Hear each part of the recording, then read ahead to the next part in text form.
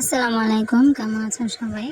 তো এখন আমি কনডেন্স মিল্ক দিয়ে খুব সহজে একটা পুডিং বানিয়ে দেখাবো। প্রথমে একটা মিক্সিং বলে 2টা ডিম নিয়ে নিব।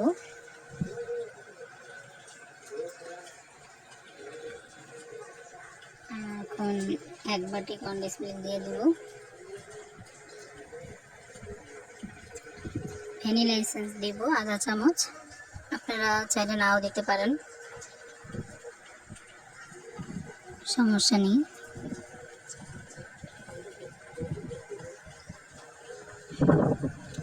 ভ্যানিলা এসেন্স দিলে ডিমের গন্ধটা আসে না।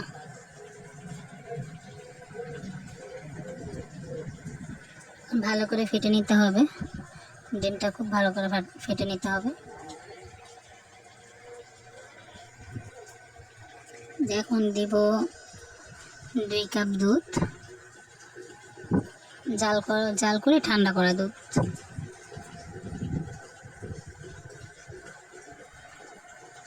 এটা ভালো করে এটা এখন সাইডে রেখে দিব।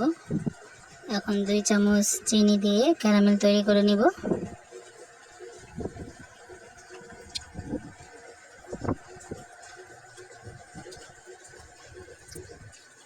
এক চামচ পানি দিয়ে দেবেন,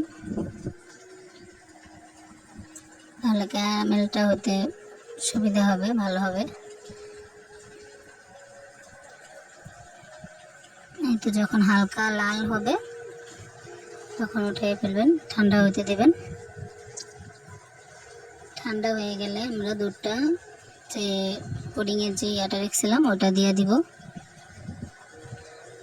চুলায় এখন একটা প্যান বসিয়ে পরিমাণ মতো পানি দিয়ে পুডিংয়ের বাটিটা দিয়ে দিব। এখন 40 মিনিট জাল করতে দিব।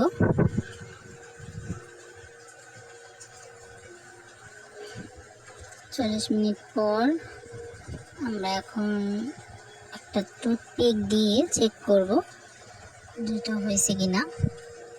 যদি টুথপিকটা একদম ফ্রেশ ওঠে তাহলে বুঝবো যে না, এটা হয়ে গেছে। তো আমাদের পুডিং হয়ে গেছে। আমি 2 ঘন্টা ফ্রিজে রাখছি ঠান্ডা হওয়ার পর। 2 ঘন্টা পর বের করে এখন সার্ভ করব।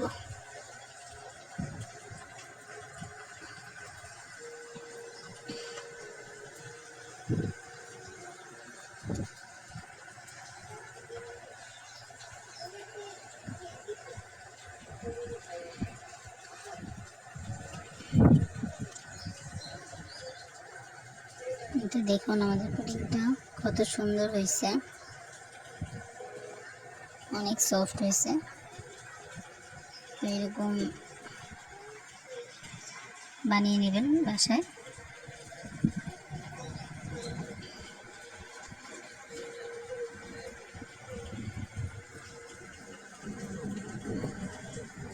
আজকের মতো এই পর্যন্তই, এরপর আবার একটা নতুন ভিডিও নিয়ে আসব। সবাই পাশে থাকবেন, আমার চ্যানেলটা সাবস্ক্রাইব করবেন, লাইক দেবেন।